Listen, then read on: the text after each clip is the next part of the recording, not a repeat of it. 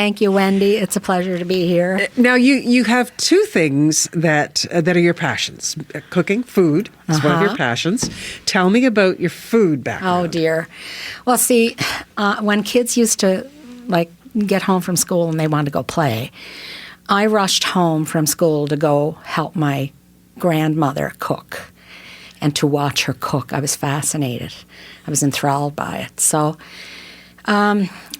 I grew up cooking at a very early age, and I learned how to cook homemade pasta and make homemade cheese and make homemade wine. And I learned all of her authentic Italian recipes, and some of them date back to 500 years to the Constantines. So tell me about Grandma. Where did Grandma come from? Grandma came from a little village called Britoli on the coast of Pescara in Italy.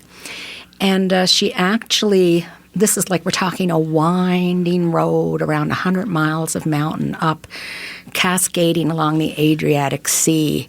So people didn't move a lot out of the village. There were also 2 active volcanoes there. But my grandmother and my grandfather, who lived maybe 2 miles apart on the same mountain, met at a car factory in Hamilton, Ontario. Now, what are the chances? They didn't know each other on that mountain, but they met in Hamilton, Ontario. So my grandmother's parents had already established a place on Atlantic Street in City Mines, which at that time was farmland. And my grandfather and my grandmother ended up getting married, and they took over the family house, and they had a store, and they had farms, and they cooked, and they made homemade Italian sausage, and they introduced gelato.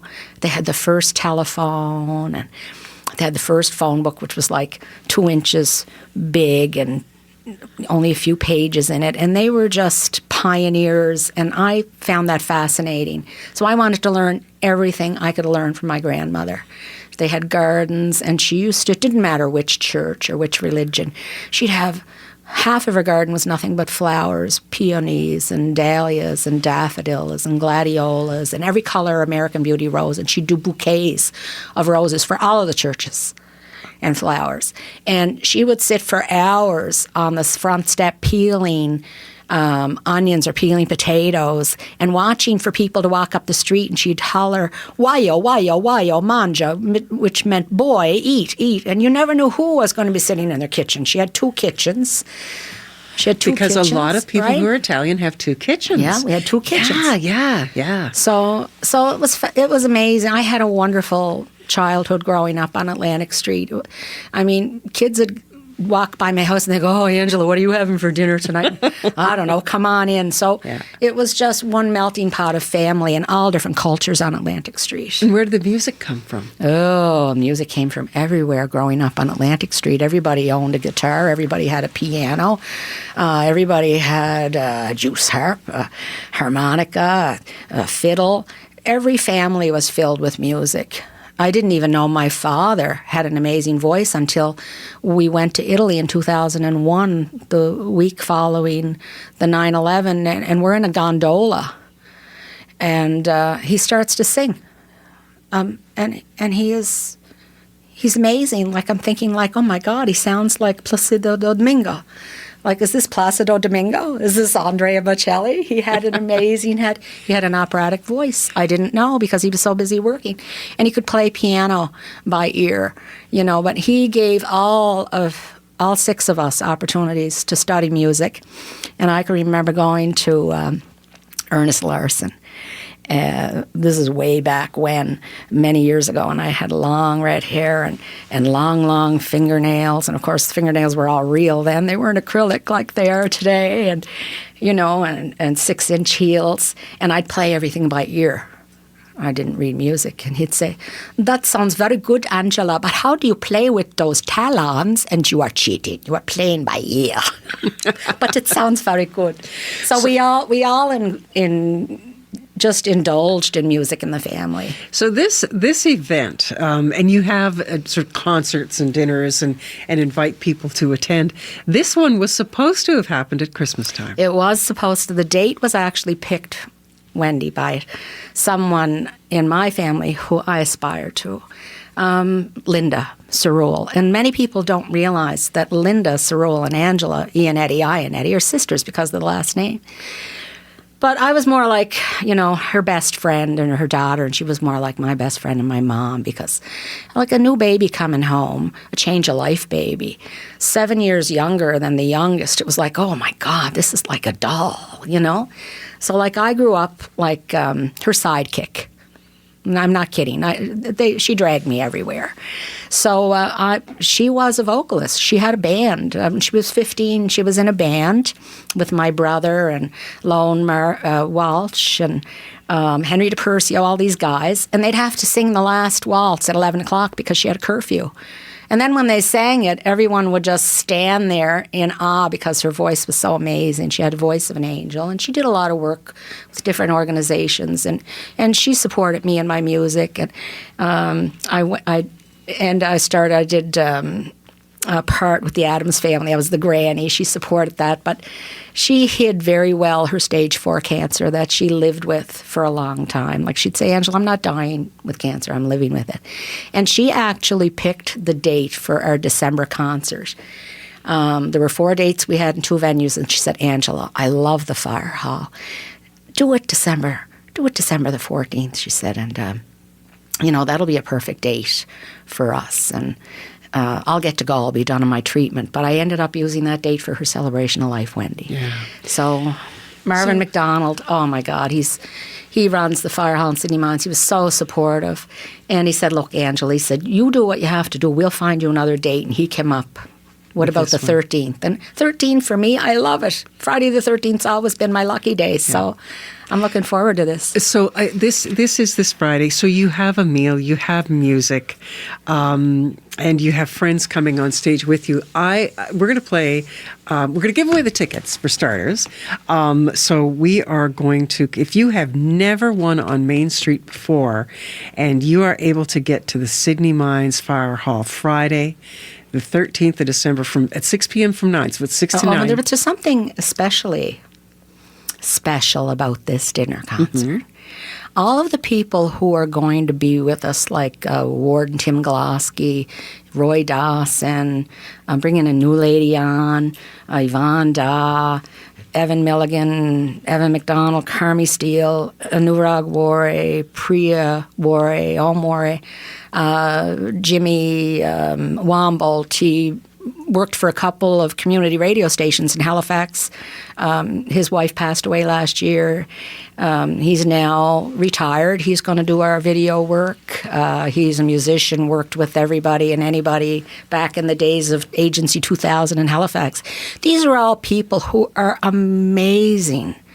Amazing people, so talented. And you know what's so amazing about them, aside from the fact that they're musically talented or with videography, is the fact that they do such a massive amount of giving. And they've done that for years. And we're all coming together. Like people say, how can you do this the 3-course meal and this big lineup for $40? Well, you know how we're doing it? We're going to cover our costs. We're going to give everybody a chance to be part of the music industry, to show their face, to show what they can do with their video. And it gives community an opportunity to come out for a lineup of entertainment that's just astounding. And my Granny Ionetti is smiling down on that 3-course meal, girl. So this happens, Sydney Mines Fire Hall, Friday the 13th from 6 p.m. to 9 p.m. I have a pair of tickets to give away. If you have never won on Main Street before and you would like to take a guest to this event, this sounds like a wonderful Valentine's Day gift for somebody. Oh, absolutely. 902. Wendy, can we make that 3 tickets? I have 2 right here. Are you sure? Yeah, I'm good. Make it 3? I'm good. Oh, okay. Okay, I'm going to give 2 away right now. 902 563-4116, 902-563-4116. I have a pair of tickets to give away. Call in if you are the 4th caller, and we're going to listen to You Are My Magic, which is a beautiful track that you recorded. Yeah. That's a little something, You Are My Magic. My new music partner is Anurag Wore. He is one of the most talented, humble, beautiful persons I know. And we worked on this project together. And I'm not going to say too much about it. I think it speaks for itself. Beautiful track. And we have Angela Ionetti in studio with us. And we are taking our fourth caller for these tickets. This is CBC Radio 1. You Are My Magic. You are the reason for my life. You are the one who makes me whole. You are my memory, my magic.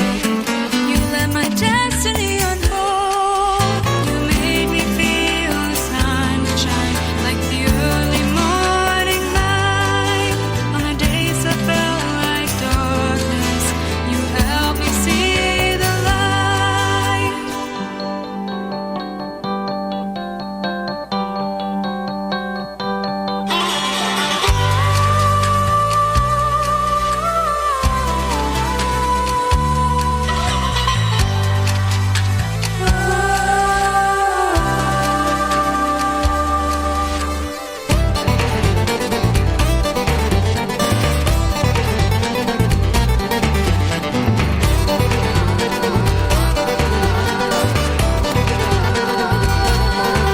You're the part of me I can't let go. Master of my fate, savior of my destiny. Every breath I take.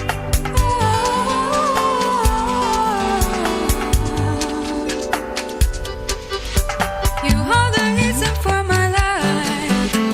You are the one who makes me whole. You made me feel the sunshine like the early morning light. On the days that felt like darkness, you helped me see the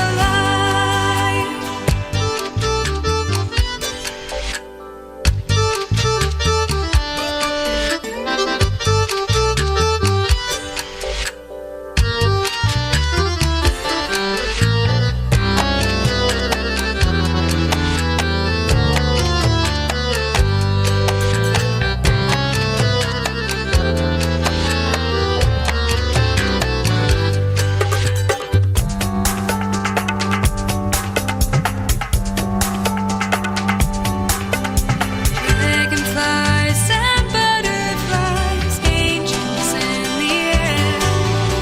See you in the magic, feel you everywhere. You live inside the moment of everything I dream. You are my perfect friend. You are my everything. You are the reason for my life. You are the one who makes me whole. You made me feel the sunshine like the early morning light.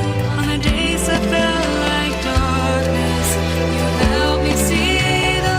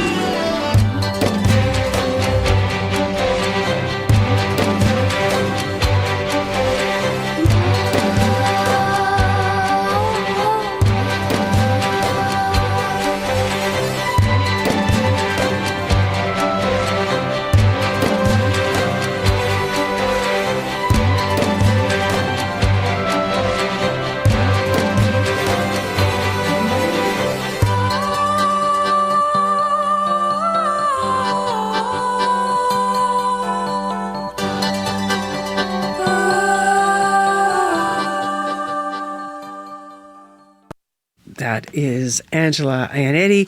And we have a winner. Tracy Shepherd is going to the dinner concert. That takes place at the Sydney Mines Fire Hall this Friday, from 6 p.m. to 9 p.m. And congratulations, Tracy Shepherd.